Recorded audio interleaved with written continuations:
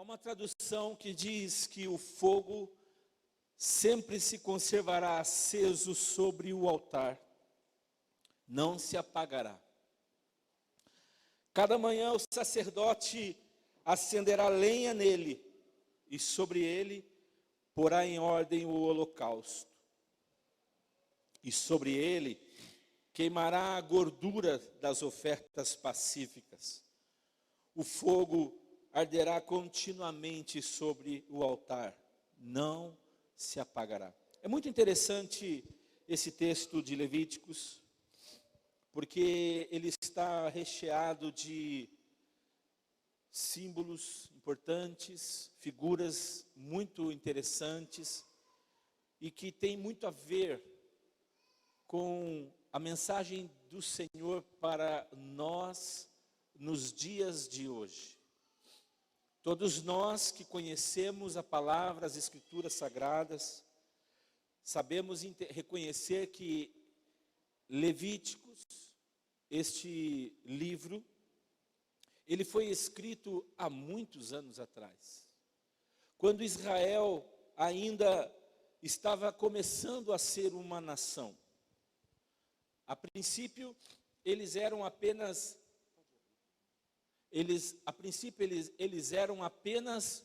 um amontoado de pessoas nômades, que não era reconhecido como um povo, uma nação.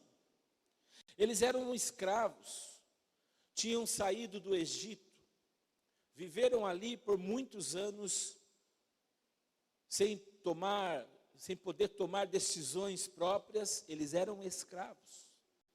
E agora Deus pega esta multidão de pessoas escravas e os leva a peregrinar por um tempo no deserto, até que eles venham conquistar a sua terra, a sua casa, a sua própria nação.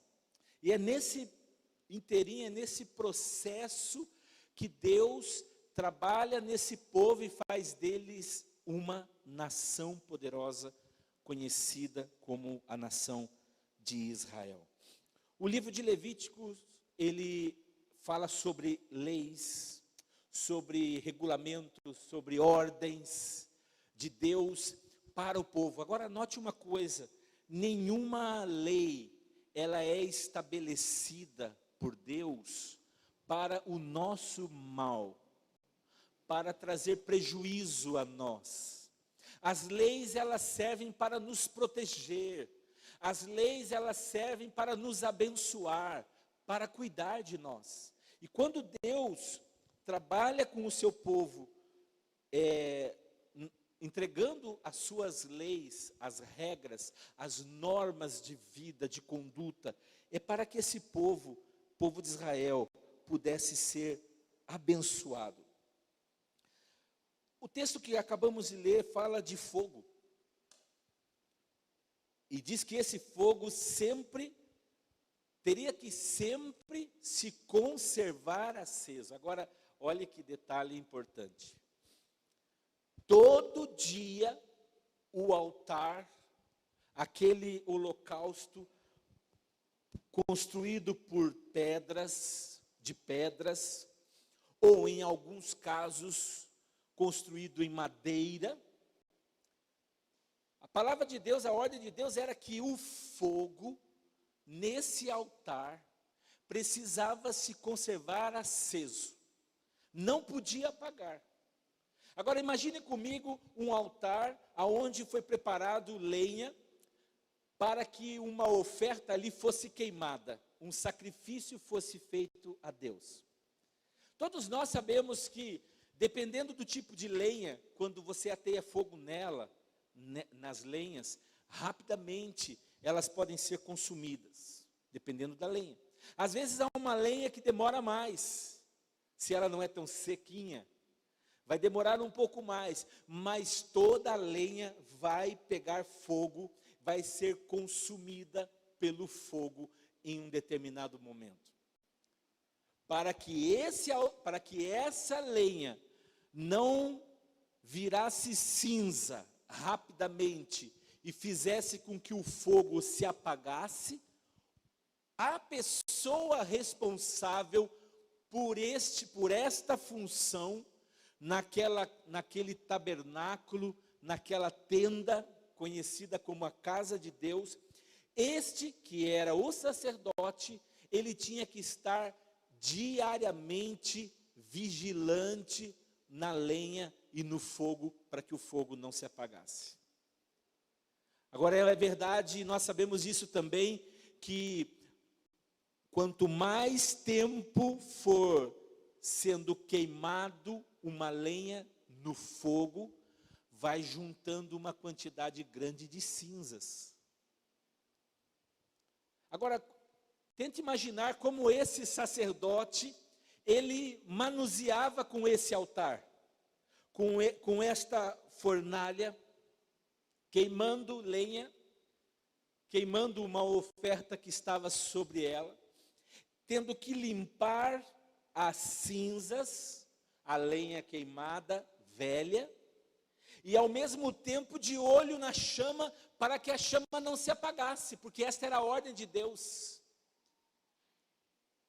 Então o trabalho desse sacerdote, o trabalho desta pessoa era um trabalho minucioso, era um trabalho cuidadoso, era um trabalho que levava ele diariamente a estar de olho no fogo, de olho no altar, de olho na lenha.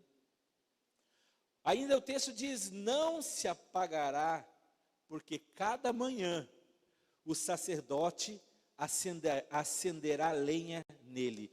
Diga comigo, cada manhã o sacerdote acenderá lenha nele.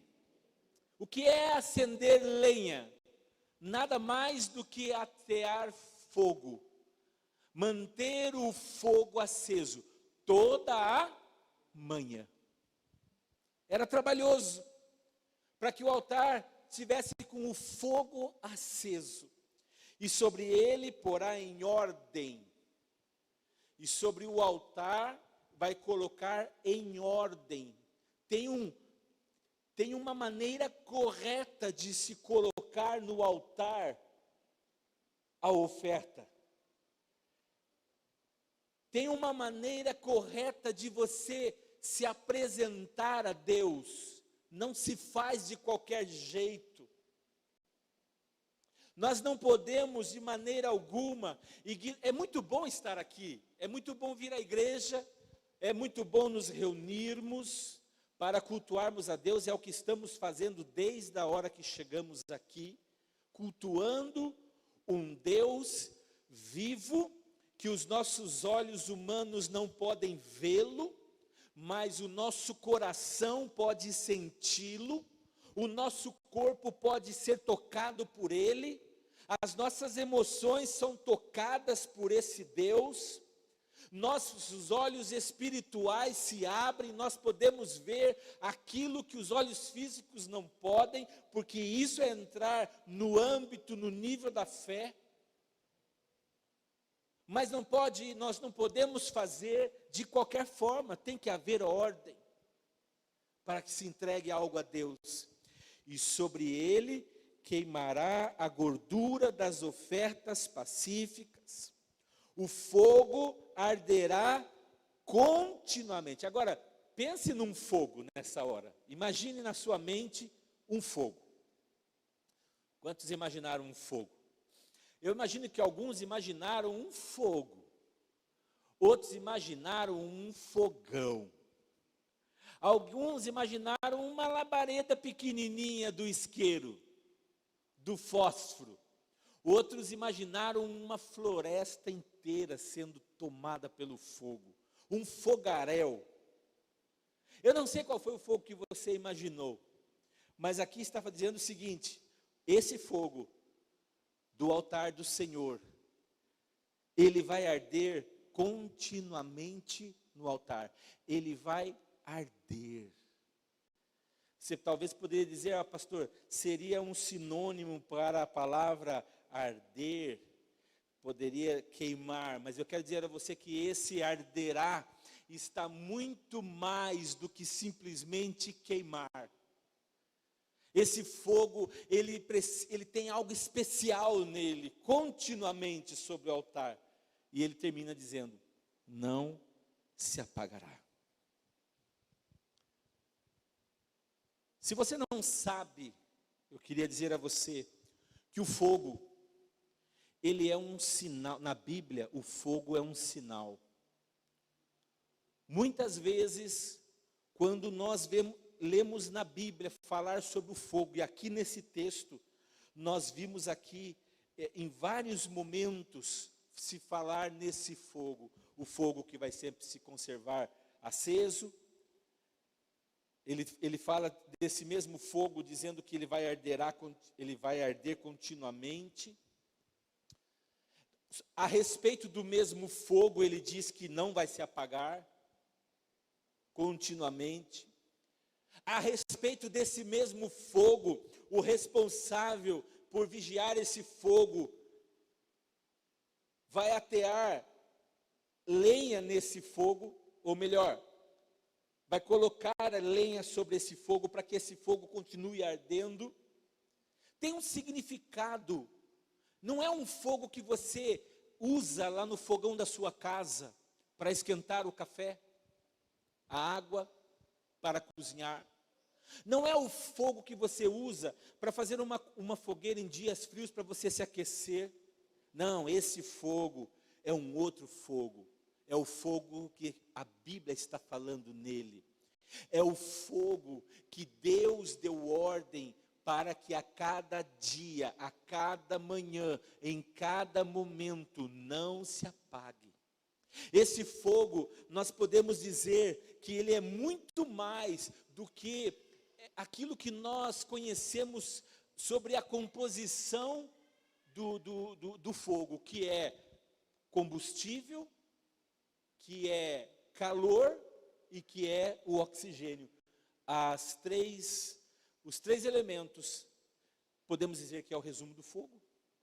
Esse fogo está muito mais do que isso. Esse fogo, queridos irmãos, ele é o sinal da glória de Deus entre o seu povo. Esse fogo que Deus está dizendo para nós não deixar se apagar no nosso coração, é o fogo que simboliza aquele que Jesus enviou quando ele subiu ao céu. E disse a nós que nós não nos preocupássemos, não turbássemos o nosso coração, porque nós não estaríamos órfãos. Porque o Pai preparou para nós o Espírito Santo, o Paráclito, o advogado, o companheiro, o auxiliador. Jesus não está mais entre nós. Ele foi ao céu.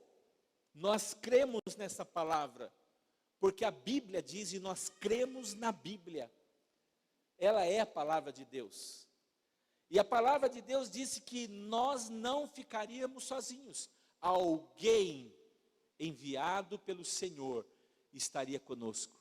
E esse alguém, o livro de Atos nos deixa muito claro que é o Espírito Santo de Deus.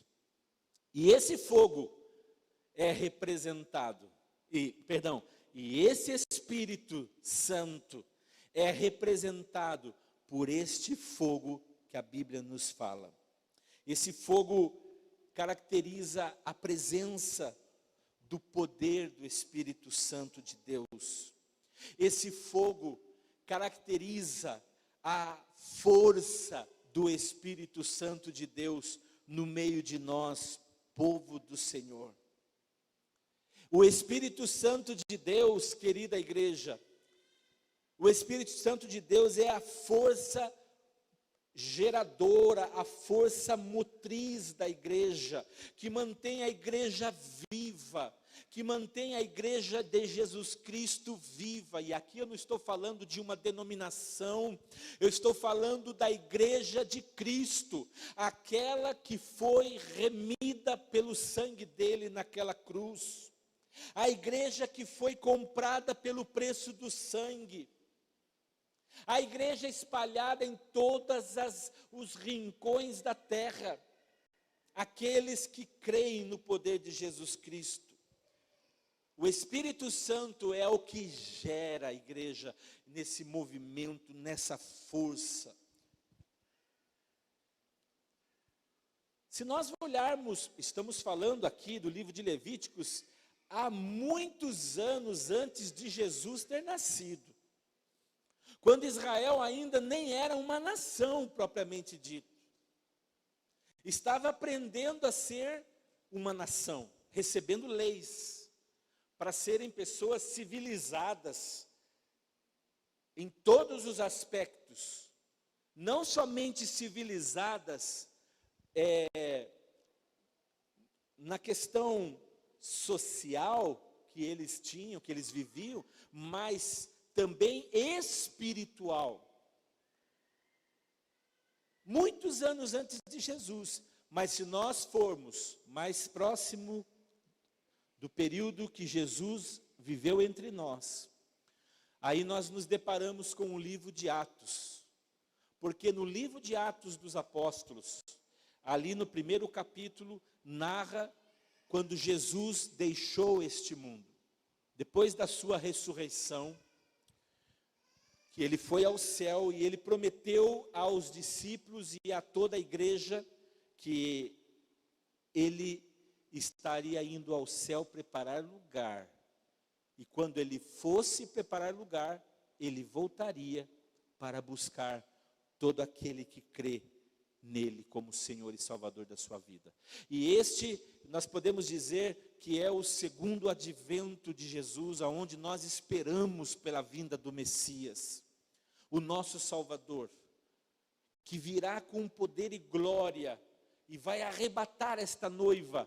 Ele não vai vir à terra, mas ele vai esperar esta noiva no céu, diz a palavra de Deus, para o encontro nos ares. Primeiro encontrarão com ele aqueles que já morreram, que já dormem, e receberão um corpo glorificado. E em seguida, aqueles que estão aqui na terra, que serão arrebatados e terão o seu corpo transformado num corpo novo. Estas coisas você só pode receber no seu interior por fé.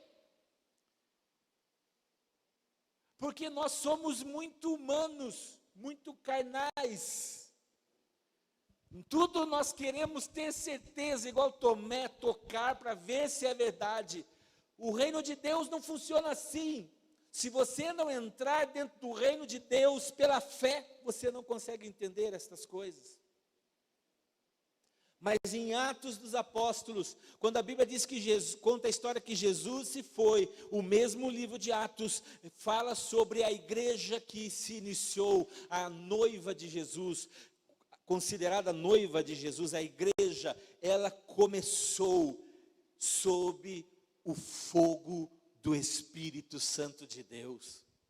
É sob o fogo do poder do Espírito que a igreja de Cristo, ela foi inaugurada. Você pode olhar em Atos capítulo 2, a partir do verso 1, você vai ver isso. E é nesse mesmo fogo de Deus, nesse mesmo fogo do Espírito Santo, que eu e você, se você assim crê na palavra do Senhor, que nós subiremos para estar para sempre com Jesus Cristo na glória celestial. Posso ouvir um amém? O inimigo, o diabo, nosso inimigo, inimigo da igreja, inimigo de Deus, inimigo de todos aqueles que são amigos de Deus, inimigo de todos aqueles que foram criados por Deus. Por que você acha que o diabo te persegue? Por que você acha que o diabo quer fazer mal para você e para mim e para nós? Porque nós somos feituras de Deus. Nós fomos criados imagem e semelhança de Deus. Se Ele nos toca, se Ele nos machuca, Ele machuca a Deus. Se Ele faz o mal a nós, Ele entristece o coração de Deus. Por que Ele não vai direto a Deus e se acerta com Deus? Porque Ele não pode. Porque Deus é muito mais poderoso do que ele. Ele não pode, porque quem o criou, por mais difícil que seja para nós entendermos isso, também foi o próprio Deus, quando ele ainda não era o diabo, mas um anjo a serviço de Deus, que se rebelou contra ele, quis sentar no trono de Deus, quis sentir o gostinho do trono do divino. Ele não pôde, por isso ele foi expulso da presença de Deus. E ele tenta, de todas as formas, destruir a mim e a você, a igreja do Senhor Jesus Cristo. Todos aqueles que buscam ao Senhor, ele procura, de todas as maneiras, nos machucar para ferir o coração de Deus. Só que em Mateus 16, 18, Jesus diz assim na sua palavra: eu edificarei, eu vou lançar os alicerces, eu edificarei a minha igreja, e as portas do inferno não prevalecerão contra ela. Sabe o que significa isso, irmãos? Que o diabo, ele vai tentar todas as vezes vir contra você, que é a igreja de Cristo. Igreja não é isso, isso é um prédio. Isso é um prédio que provavelmente um dia pode ser destruído. A igreja é você que tem Jesus Cristo no seu coração. A igreja somos nós. Não há Covid, não há vírus que impeça a igreja de buscar a Deus.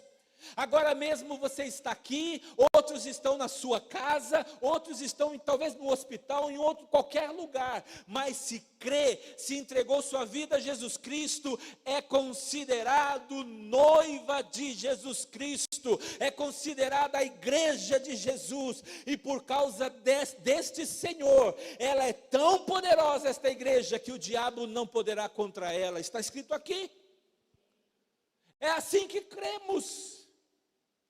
É assim que nós cremos e continuaremos crendo. O diabo, irmãos, ele é um inimigo que nunca desiste de você. De mim também, estou falando de nós. Ele nunca desiste de nós. O diabo nunca vai jogar a toalha. Nunca você vai ouvir o diabo dizendo: olha, chega, acabei meu serviço, não quero mais tentar vocês, não quero mais fazer maldade nesse mundo. Já vocês... enjoei de vocês. Nunca nós ouviremos o diabo jogar a toalha desse jeito. Não. Ele nunca se renderá. Por isso que a palavra de Deus nos fala que o inferno já está preparado para o diabo e os seus demônios. E ele sabe o fim dele. Ele sabe para onde ele vai. Por isso que ele trabalha para não ir sozinho, para tentar levar pessoas com ele. E por isso que Jesus trabalha por meio do poderoso Espírito Santo dele e o fogo presente de Deus aí entre nós, para trazer o convencimento no coração do homem, que esse homem que somos nós, são pecadores, estão carentes da glória de Deus, precisam se arrepender dos seus pecados todos os dias, e todos os dias se voltar para Jesus Cristo Salvador. Somos nós. O diabo quer tentar levar pessoas, mas Deus quer tirar as pessoas das garras do diabo. Por isso Deus trabalha no nosso coração. Ele não decide nada por nós, mas Ele nos mostra um caminho. É tão bonito quando a gente vê um pai.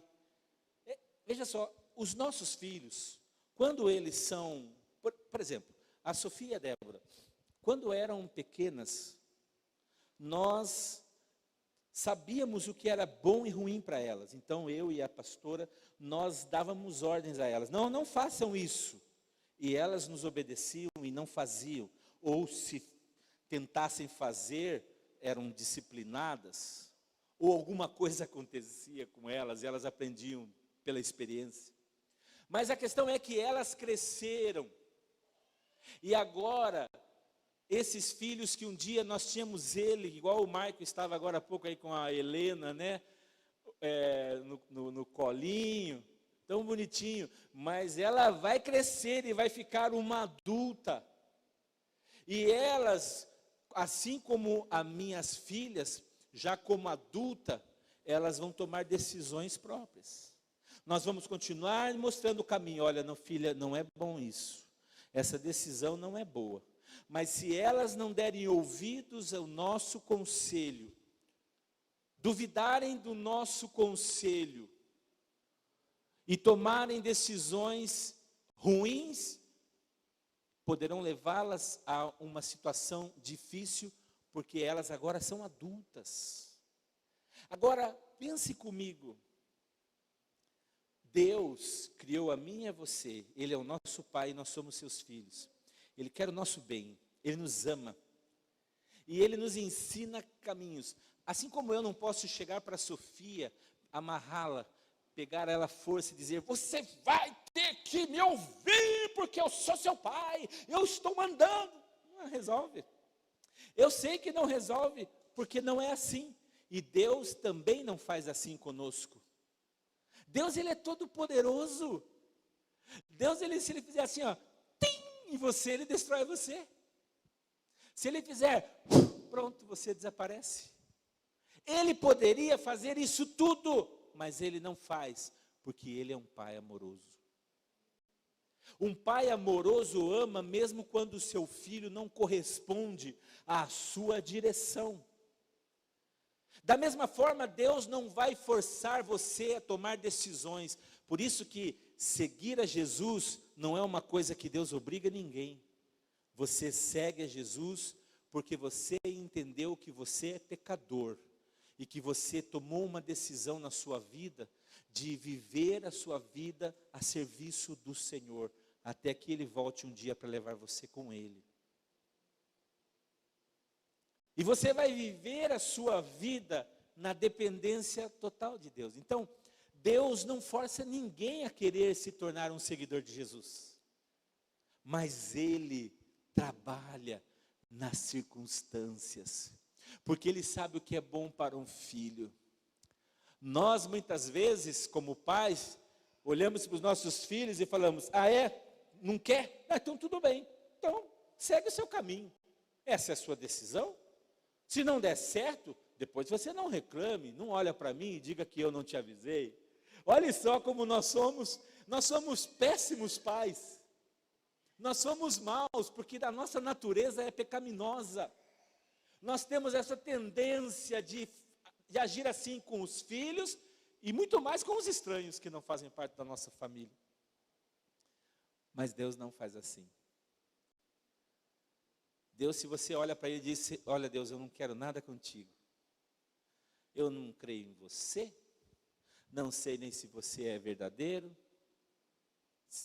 Dizem que o Senhor é o único e verdadeiro Deus, mas eu tenho minhas dúvidas. Eu quero seguir no meu próprio caminho. O nosso Deus vai dizer para você: ok, filho, segue o seu caminho, mas eu não desistirei de você. E aí Deus começa a trabalhar nas circunstâncias ao nosso redor. Começa a trabalhar fazendo com que as circunstâncias venham de encontro às nossas vontades, aos desejos do nosso coração. E nós, de repente, nos pegamos sendo amparados por Deus de uma forma que nós nem percebemos que Ele está fazendo conosco. E aí achamos que estamos vivendo o acaso, a coincidência da nossa vida, o destino, nada disso. Você está vivendo o momento de Deus para a sua vida. Deus está amparando você. Deus está cercando você com as circunstâncias, porque Ele quer te trazer perto dEle, para que você decida obedecê-lo, seguir a esse Deus amoroso.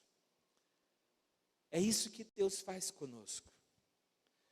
Como que o diabo, ele tenta apagar em nós este relacionamento entre nós e Deus?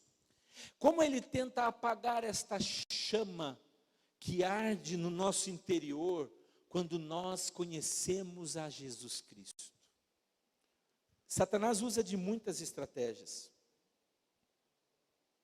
Uma delas, que você conhece muito bem, ele trabalha em nós na abstinência.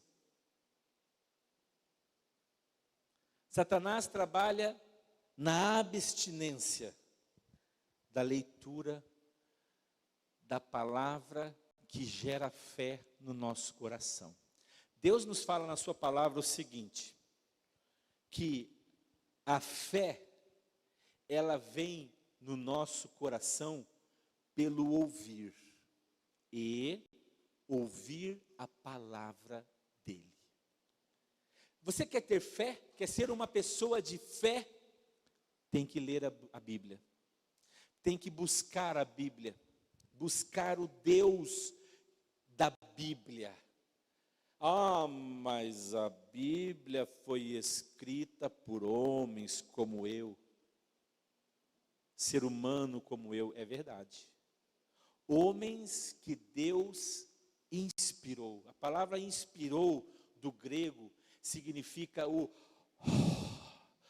hálito de Deus no coração dessas pessoas. Deus liberou a sua essência, a sua poderosa palavra no coração desses homens e mulheres, que deixaram escritos para nós os alicerces, as bases para a nossa fé em Deus. Por isso Satanás, ele trabalha contra nós, ele quer nos levar a ficarmos distantes da Bíblia, nos abster de ler a palavra, porque ela nos alimenta. Satanás sabe que a palavra de Deus te alimenta a tua fé. Satanás sabe que se você ler a Bíblia, você vai ter o seu caminho consertado por Deus. Quer ver um exemplo? Leia Provérbios, por exemplo. O livro de Provérbios do sábio Salomão, quantos conselhos verdadeiros escritos há, sabe Deus quantos anos atrás, mas provérbios, ensinos que não caíram de moda. Pegue ali os primeiros 4, 5 capítulos de Provérbios e você vai ver o quanto Deus se preocupa com a família, com o casamento, o cuidado que o homem precisa ter com a mulher adúltera, e a mulher também. Quantos conselhos. O diabo sabe que se você ler a Bíblia e tomar uma decisão de pautar a sua vida na palavra de Deus, você vai ser uma outra pessoa. Você vai ter um andar diferente, você vai viver uma vida honesta, vai querer fazer o bem a todos, vai fugir da maldade. Você não, eu sou do tipo que não leva o desaforo para casa. Se você é do tipo que não leva desaforo para casa, a sua carne está muito viva ainda em você. A Bíblia precisa ser lida mais por você, para que a sua carne seja mortificada, morta. A sua vontade tem que morrer, e quem tem que prevalecer é a vontade de Deus na sua vida. Eu estou pregando isso a você, e você está me olhando nesta hora e deve estar pensando assim, pastor, não é fácil, só o Senhor consegue isso. Quero te dizer que isso não é verdade, porque eu sou homem como você, passo pelas mesmas lutas, as mesmas pessoas que passam no trânsito e fecha você e buzina para você, passa por mim e buzina para mim também. E se eu tiver na carne, eu faço bobagem. Eu tenho que vigiar, nós temos que vigiar. E o que nos põe em alerta é a leitura da Bíblia, é a palavra de Deus, é guardar os princípios de Deus. Diga comigo, eu sei que o diabo não quer que eu leia a palavra de Deus, porque ela me edifica. Mas você vai responder assim agora, mas eu estou nem aí para o diabo, vou continuar lendo a palavra de Deus, porque ela me faz prosperar e me faz forte para vencer as astúcias do inimigo. Aleluia. A Bíblia faz-nos fortes. Leia a Bíblia. Busque praticar o que você lê. Tem muito crente que lê a Bíblia. Às vezes lê de qualquer jeito. Mas não pratica. Não adianta nada. Nós temos que ler e praticá-la. Uma outra maneira também que o diabo tenta apagar a chama deste fogo de Deus, que não pode se apagar. Olha só que a ordem de Deus para o sacerdote é: mantenha a chama acesa. Todas as manhãs o sacerdote tinha que estar ali limpando o altar, tirando as cinzas, mantendo de olho na chama, para ela não se apagar. Sabe, esta chama representa a presença do Espírito Santo de Deus dentro de nós. Quando nós permitimos esta chama ir se apagando, ao mesmo tempo que ela vai quase minguando, nós vamos ficando frios, espiritualmente falando. Quanto mais distantes nós estamos de Deus, mais gelados nós ficamos na nossa fé. Quanto mais longe eu estou de Deus, mais rude eu fico com as pessoas. Quanto mais longe eu estou da palavra de Deus, menos eu estou pronto para amar o próximo. E Jesus disse o seguinte: para nós amarmos o nosso próximo, aquele que nos persegue. Agora, quanto mais perto eu estou do Espírito de Deus, quanto mais perto eu estou, esta lenha que é o meu ser, a minha vida no altar, ela vai ardendo, é mais fogo, é mais presença de Deus, e aí o meu jeito é diferente, a minha fala é diferente, os meus pensamentos são diferentes, as minhas atitudes são diferentes, e eu quero te dizer que o que eu estou te falando nessa noite, não é uma coisa impossível de se conquistar, porque você vai conquistar no Senhor, é Ele que vai ajudar você, apenas que você precisa dizer é: Senhor, eu quero viver esta vida, quero viver desta forma que te agrada. Outra maneira que o diabo tenta fazer esta chama se apagar é levando-nos à abstinência da oração. O crente em Jesus Cristo, e olha um detalhe, você não é crente porque você vai a uma igreja evangélica, porque ficou um pejorativo, né? um nome que deram para as pessoas que não são de outras denominações, são evangélicos, é crente. Ó, lá vai o crente, de Bíblia embaixo do braço. Aí tem as gozações, tudo aquilo. Não, você é crente porque você crê. A palavra crente significa aquele que crê. E a Bíblia diz que o diabo também é crente em Deus. Porque a Bíblia diz que o diabo crê e ele estremece diante de Deus. Eu diria que o diabo, ele sabe ser um bom crente. Ele reconhece quem é Deus. Você reconhece quem é Deus? Você crê mesmo em Deus? Você crê mesmo nas orientações de Deus? Porque uma das orientações do Senhor, Ele diz para nós: orai sem cessar. Ele nos mostra Daniel, que 3 vezes ao dia. Será que nós não poderíamos usar o exemplo de Daniel na nossa vida? Nesse período de 40 dias que nós estamos de busca a Deus, como igreja, de jejum, de oração. Essa semana o Ministério de Louvor, dentro desses 40 dias, vai estar buscando um período de santificação, fazendo jejuns específicos. Será que nós não poderíamos tomar o exemplo de Daniel, que quando veio um decreto do rei, para que todo aquele que fosse pego orando ao seu Deus, e que não se prostrasse diante da estátua de Nabucodonosor, fosse jogado à cova dos leões, será que nós não podemos pegar o exemplo de Daniel, que a Bíblia diz que 3 vezes no dia, ele abria a janela do seu quarto, do seu aposento, e ali ele orava e buscava Deus. Será que não nos foi deixado essa história na Bíblia como um modelo para nós, um exemplo de um homem de fé?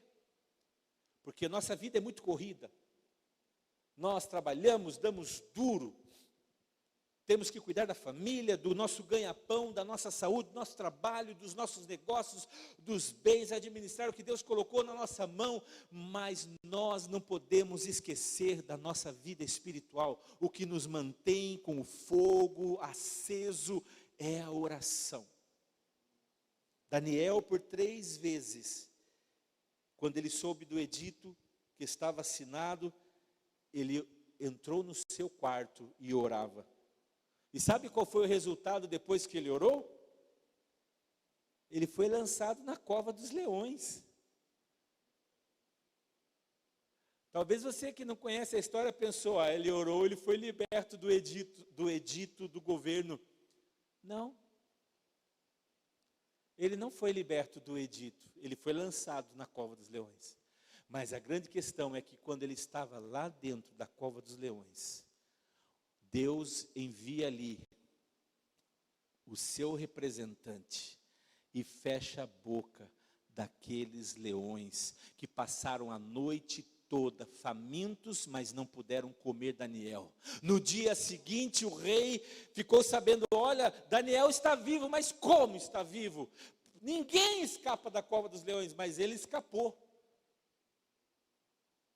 E aí aquele rei então disse, realmente, o Deus de Daniel é um Deus poderoso.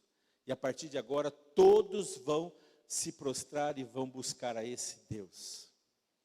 Olha só, que tremendo. Uma outra forma que o diabo tenta também apagar, fazer com que esta chama que Deus disse, não se apagará. Todo o tempo este fogo tem que estar aceso. Mas o diabo tenta intervir para fazer apagar, porque ele quer nos enfraquecer, nos desanimar. Ele nos leva à abstinência da busca da presença de Deus na sua casa, por exemplo. Poderíamos todos estarmos em casa, como no começo da pandemia tivemos que ficar. E você sabe muito bem que estar lá em casa cultuando a Deus não é a mesma coisa que estar aqui. Porque nós não fomos feitos por Deus para andarmos distantes uns dos outros. O ser humano precisa de relacionamento, precisa de toque, ele precisa sentir cheiro, ele precisa sentir no seu corpo a presença, o calor humano, as pessoas, ouvir vozes, ele precisa sentir uma atmosfera diferente. Por isso o próprio Deus que nos fez assim, ele diz que é bom estarmos reunidos ali, na sua presença, é bom nós nos congregarmos. Ele está falando isso em Hebreus 10, 25, para nós não deixarmos de nos congregar, como é costume de alguns. Antes admoestemo-nos uns aos outros, e tanto mais quanto vedes que se vai aproximando aquele dia. Que dia é esse? Nós sabemos que esse dia é o dia da vinda de Jesus. É bom estar aqui. Podemos ouvir uma palavra e ter o nosso coração fortalecido, a nossa fé fortalecida pela palavra, assistindo uma live. Claro que podemos, é válido, mas não sentimos a mesma coisa. Não crescemos nestas áreas da mesma forma se estivermos assistindo uma live. Importante, mas o diabo sempre vai tentar colocar situações para você não vir à igreja. É um amigo que chega para visitar você na hora que você está saindo para a igreja. É o carro que fura o pneu. É a chuva que caiu muito forte. É uma dorzinha de cabeça, um mal-estar, uma preguiça. Ai, dormi. Ou então passou o domingo inteiro na frente da televisão, assistindo um programa atrás do outro que não edifica a nossa vida em nada, só bobagem. E aí, quando você está se preparando para vir à igreja, bate aquela preguiça, e algumas vozes dizem para você, nossa, você é tão trabalhador, você é uma pessoa esforçada, Deus ama tanto você, Ele não vai se importar se você não for na igreja. E eu quero te dizer uma coisa, irmão, Deus não vai mesmo se importar, porque Deus ama a gente, ama cada um de nós. Mas a questão é que quando nós fazemos com que isso se torne uma prática, lembra? Nós vamos sendo afastados da presença, afastados do fogo, nós vamos esfriando. Se você não vai hoje, não vai domingo que vem, ou se for outro dia da semana, um exemplo, no outro você não vai querer ir também, e assim por diante. Satanás, ele trabalha, a Bíblia diz para nós não ignorarmos os ardis de Satanás. Sabe o que significa não ignorar? É não viver dizendo, não estou nem aí para o diabo, eu sei que ele é mau mesmo, mas ele não mexe comigo. Não ignore os ardis de Satanás. O próprio Senhor disse, vigiai e orai, para que não entreis em tentação. Nós não podemos ignorar o nosso inimigo, ele é cruel. O que nós precisamos fazer é estar debaixo do guarda-chuva de Deus. Salmo 91, aquele que habita no esconderijo do Altíssimo, à sombra do Onipotente, descansará. Direi do Senhor, Ele é o meu Deus. Sabe, você tem que estar debaixo, assim como a galinha protege. É tão bonito de ver, né? Você vai correr pegar um pintinho, porque quem não quer pegar um pintinho, ele é tão bonitinho. Aquela bolinha de peninhas ali é tão gracioso. E fica melhor depois quando cresce, que você come ele, né? Melhor ainda. Mas é tão pequenininho, você quer pegar, a galinha vem, ela faz um barulho, os pintinhos correm para baixo da asa dela e ela guarda todos eles. É assim que Deus faz quando você o procura, quando você o busca. Eu quero dar algumas razões aqui, vou encerrar com isso, dar algumas razões, por que esse fogo que nós vimos em Levíticos, por que esse fogo não pode se apagar? Bom, em primeiro lugar, esse fogo não pode se apagar, porque não foi você que acendeu. Alô? Você está entendendo?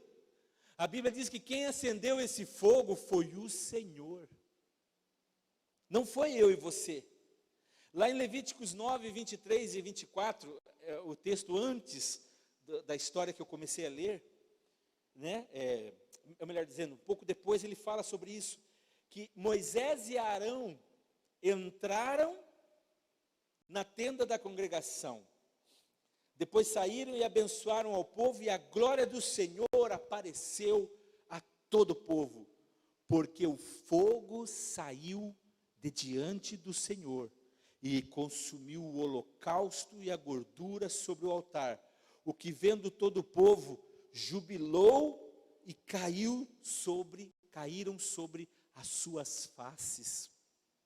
Eles não se aguentaram quando viram aquilo, quando viram Deus operando aquele milagre poderoso. Essa é a razão porque o fogo não se apaga, porque o fogo vem da presença de Deus. O fogo representa a glória de Deus, a presença de Deus, uma presença que não é explicada humanamente. Deus não está aqui agora como eu e você em carne e osso, mas nós sabemos que Ele está aqui, porque Ele se manifesta. Quando você começa a louvar ao Senhor, algo borbulha dentro de você, e você sabe que Deus está falando com você. Deus, Ele fala com você como Ele quiser. Deus pode usar um passarinho para falar com você, se Ele quiser. A Bíblia diz que os céus manifestam a glória de Deus, e o firmamento anuncia as suas obras.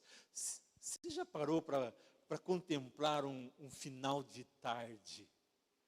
Quando você olha para o horizonte, aquele céu avermelhado, o sol indo embora. Você olha para aquilo, você não sente nada. Você não consegue ver ali sendo manifestada a glória de Deus. O poder dele é como se ele fosse o pintor e pintasse aquela tela para você. E amanhã a tela vai ser outra, porque nunca é a mesma. Os céus manifestam a sua glória, o seu poder. Deus, ele age desta forma nas nossas vidas. Essa é a razão porque o fogo não se apaga, porque vem dele, da presença dele. Em segundo lugar, uma outra razão, porque essa é uma ordem dada por Deus. A ordem do fogo não se apagar é uma ordem dada por Deus ao sacerdote. Diga assim: Deus deu uma ordem ao sacerdote de que nunca deixasse o fogo se apagar. Amém? Agora olhe só, no livro de Apocalipse, diz assim, isso já mais próximo de Jesus, primeiro século,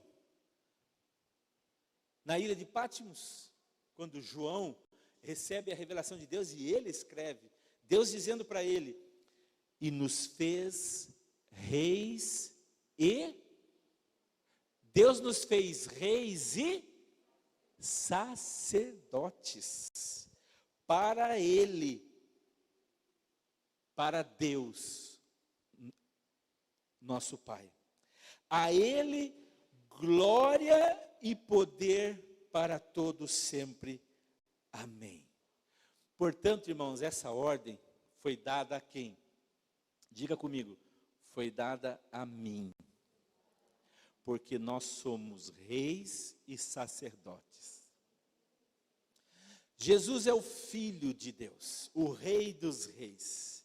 Ele nos ressuscitou com Ele, quando nós entregamos nossas vidas a Ele. Nos tornamos agora príncipes, porque Ele é o Rei dos Reis. Sacerdócio real nós temos na nossa vida. Cada um de nós, por isso que a igreja não se constitui em paredes. A igreja não é templos humanos, a igreja somos nós, a habitação do Senhor. E por último, esse fogo que nos capacita, é esse fogo de Deus que nos capacita a fazermos a obra do nosso Deus com maior desempenho e coragem. Em Atos 1:8, a promessa de Jesus para os discípulos é: não se apartem de Jerusalém, até que antes venha sobre vós, vocês recebam o poder do Espírito Santo, o dunamis. Ah, como eu amo esta palavra. O dunamis, este poder do Espírito. Recebereis o poder ao descer sobre vós o Espírito Santo, para serem minhas testemunhas, tanto em Jerusalém, como em toda a Judeia, como em toda a Samaria, e até os confins da terra. Jesus disse a eles, ali a primeira igreja, não se afaste até que vocês recebam o poder do Espírito Santo. Tudo começou ali. Esse dunamis, eu já disse sobre isso, a palavra dunamis, ela vem do grego também dínamo. E os mais jovens como eu, né? Eu, o Edílio, somos jovens, né, Edílio? Né, Luiz? Somos jovens, né? Esses jovens como nós, o Marcos, né? Deixa eu ver quem mais jovem aí. O Edivaldo, né?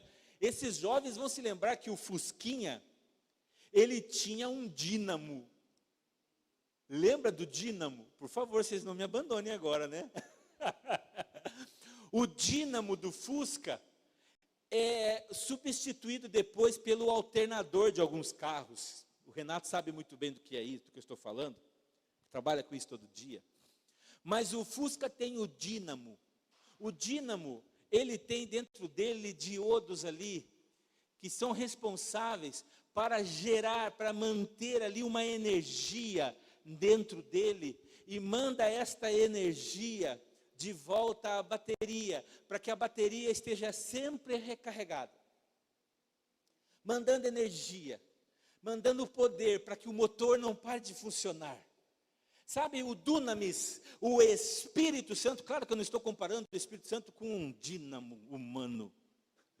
Eu estou falando da força motriz, esta força geradora do Espírito, que mantém a igreja firme. Venham as assolações, venham as lutas, venham as guerras, venham as provações da nossa vida. E meu irmão, não reclame quando as provas vierem, porque elas precisam vir na nossa vida. Sabe por quê? Porque as provas nos fazem crescer na fé. As provas nos fazem crescer buscando mais a Deus, dependendo mais de Deus. Vem as provas, mas Deus vai fazer você crescer, e você vai sair das provas dando glória a Deus, como diz a música. Esse fogo nos capacita a fazermos a obra do nosso Deus com maior coragem.